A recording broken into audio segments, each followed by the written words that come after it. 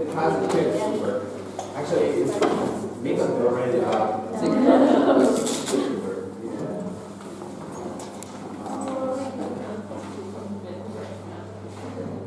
That's nice. Exactly.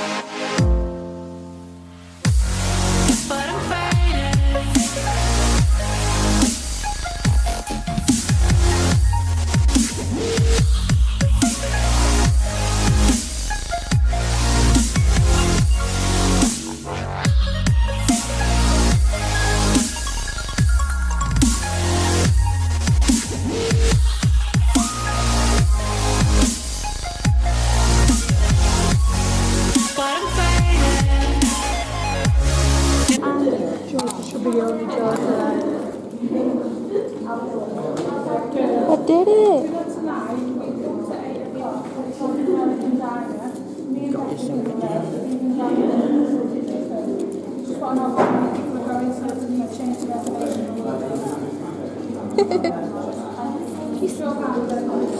Can I help you?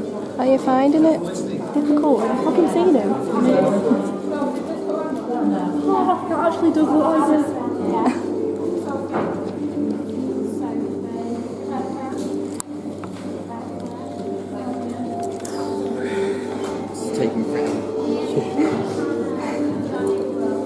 For all of the techniques we're doing today, you're going to need a dark color and a light color.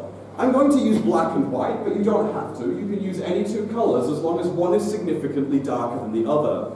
The first thing I need to do, though, is just decide where I want my stencil to go. I'm going to put mine roughly around the middle, and now I'm going to grab some of these cardboard strips and use them to create a border around the outside so that I don't accidentally spray onto these exposed parts of my background. Always devote a small part of your brain to remembering this, because all it takes is 1 second of forgetting and you end up with obnoxious rectangles around the outside of your work, and your entire afternoon is ruined.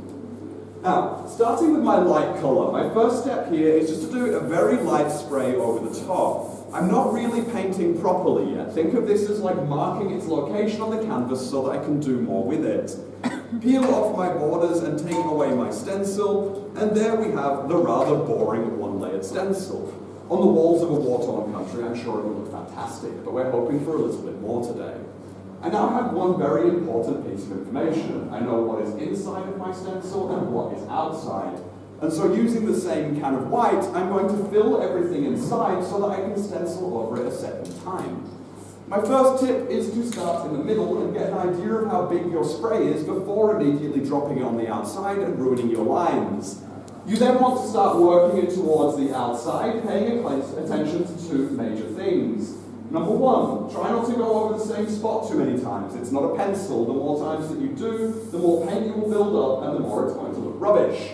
Secondly, try to stay inside of the lines, but don't get hung up on it.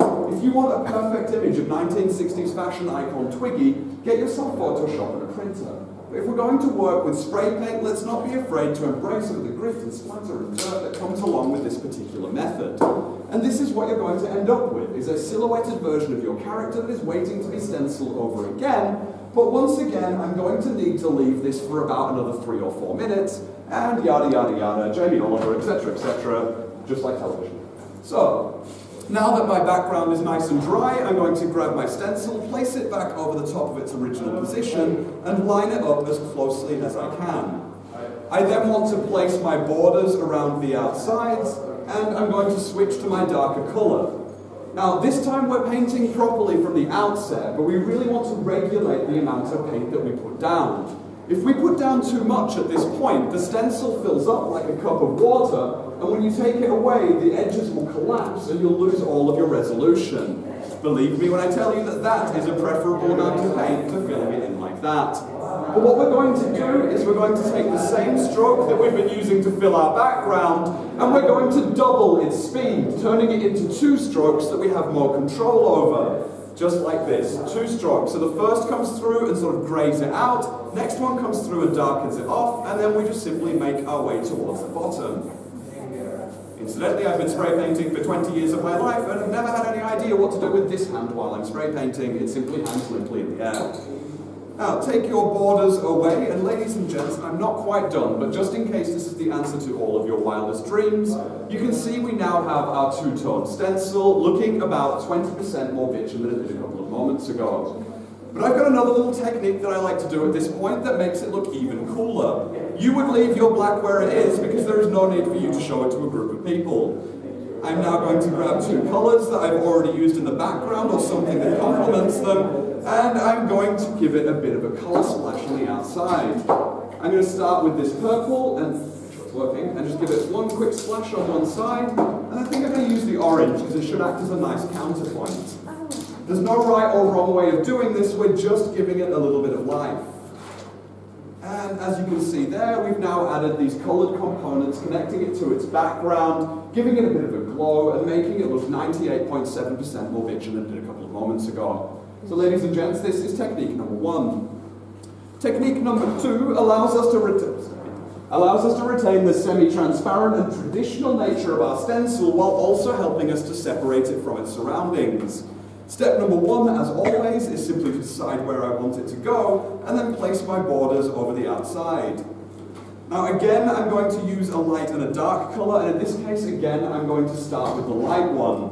But this time I'm painting properly, so it's the same stroke that we were using for our black before. Make sure the colour underneath disappears, but don't use any more than you absolutely have to. Alright, now I'm going to do one next thing. I'm going to move my stencil. It doesn't matter which direction, up, down, left, right, it's entirely up to you. But we're looking at moving it about 3 millimeters or so. That looks about perfect. So if you want to have a look at that, you can see we've now got this second darker line running around the right-hand side of all of the major portions of the stencil. Oh, you son of a bitch. Let's try that again. Yeah. There we go. Alright, now put your borders back over one last time and switch to your darker colour, and then we're going to give it a good old spray at the end.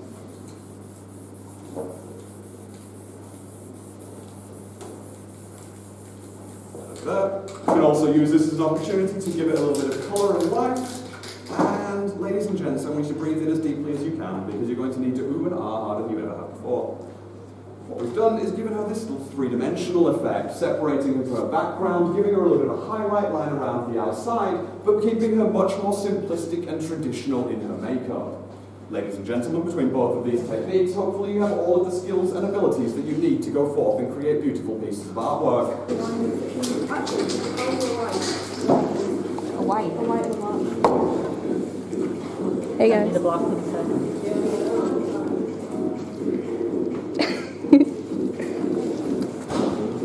Oh, it's so nice. Oh, my hands stink. Because of the gloves. Not just in general, like, not just like gloves. Yeah. Stop trying your head. Hey. Right, Stevie, how far away do I do it? Right. That far. Don't do it thickly, like, do it Centimeters. Do it like, you know, Right, how you you, have to, like, you know how you did the bottom bit where you're like, Do it like that. Put a bit down. You're very proud of that. It's simple, but it's elegant. I'm joking.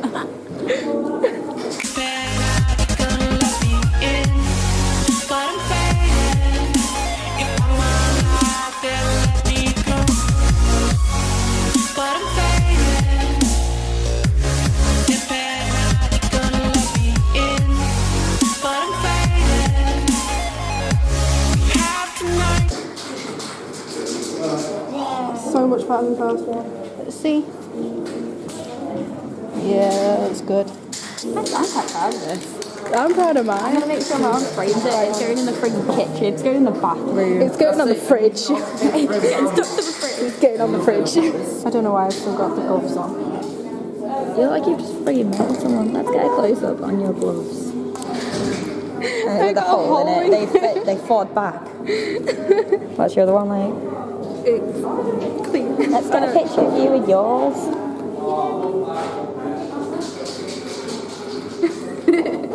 Oh, right, I don't like it how your camera tells me off. They're panning too fast. Just ignore it. Take the top one off first.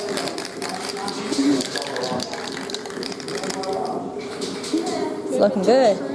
Look at yes.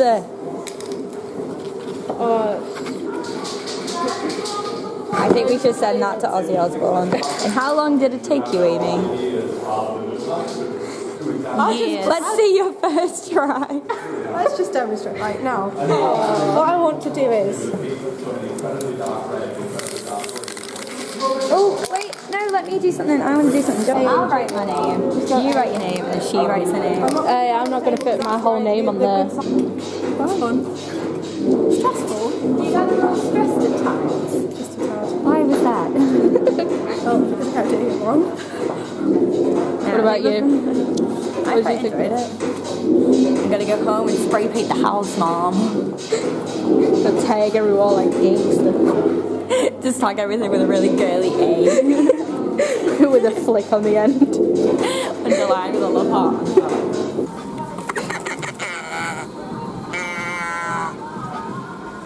Is it meant to be a bed?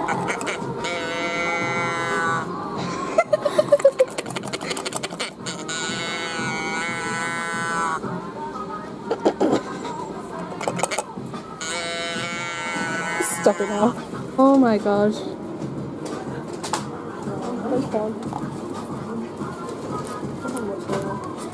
Replay for a condom. I don't think so. Only you would find them, Amy. It's fucking snowing here in Germany. Oh. Ellie just sent me a Snapchat saying jealous of you guys, and I was like, don't be, it's snowing. I fucking hate snow. Look at that Just a eyebrow. notch in your bedpost, and you're just a line in a song. Those eyebrows. Don't move your eyebrows. I've got good show of your eyebrows right now.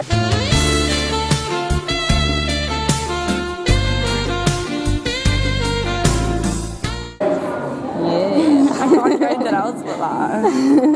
Drop a heart, break a name, we'll sleep in it. Alright, I'm gonna go take a picture of the stove.